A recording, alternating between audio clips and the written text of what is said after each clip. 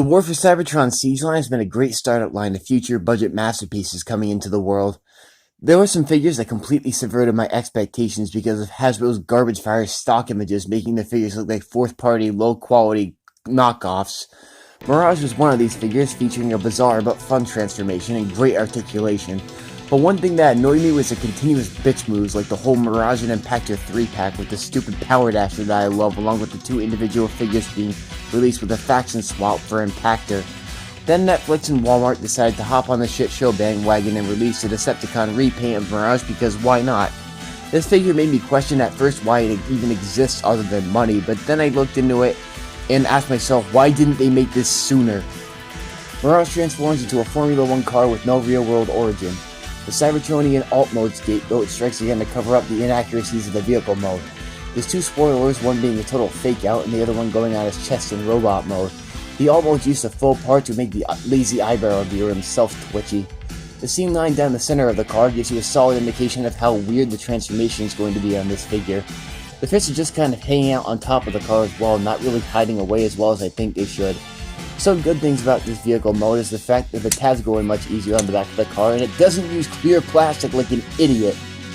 Other than that, there's a lot of details I've started to love as well.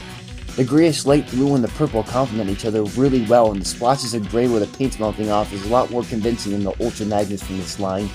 The battle damage paint is superb.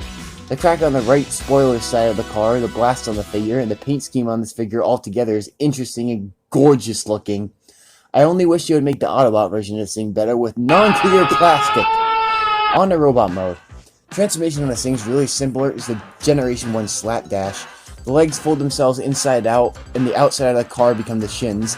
The wheels rotate in the back, and you pull out the accordion hinge. The head folds out, the wheels fold into the back, you fold down the accordion hinge, and split the arms apart and fold the fists down to get his robot mode. It's weird to say it, but Mirage in the Decepticon paint scheme looks a lot better than his Autobot one. The battle damage does somewhat get lost in the bot mode because of the vehicle mode parts folding inside out, but there's a couple areas on this thing to highlight. The head sculpt is gorgeous. The sides of the shoulder flaps keep their battle damage, and the arms fade from gray to a light blue faded color.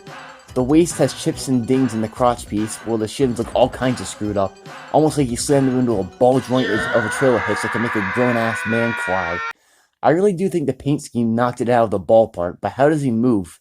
The head rotates 360 degrees, shoulder rotation and outwards movement, bicep rotation and bend, extremely smooth waist rotation, universal hips, knee bend, and foot tilt. All in all, the articulation is just about that of a standard issue deluxe. I wish he had wrist rotation, but I can't complain. The joints move like absolute butter. Everything's smooth and adjusted to perfection. No looseness or excessive tightness, and everything moves pretty unrestricted. His shoulder spoilers is something you could nitpick, but I don't think that's bad. The wheel axis, though, why? I know there isn't much else they could have done on a deluxe budget, but Jesus Christ, what is this? The kibble on the thighs and the back legs is a serious issue, but the rest of them is actually really clean.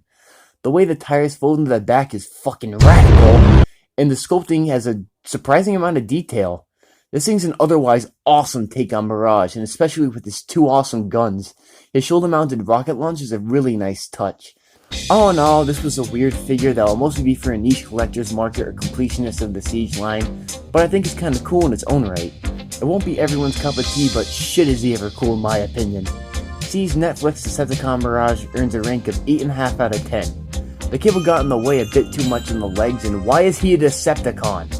But the guns are awesome, the battle damage is superb, and the transformation's kind of awesome. This has been the Stop Motion Review with my review on Siege Netflix Decepticon Mirage. My next review will be a long requested and instantly regretted Studio Series World War II Hot Rod. God, just kill me now.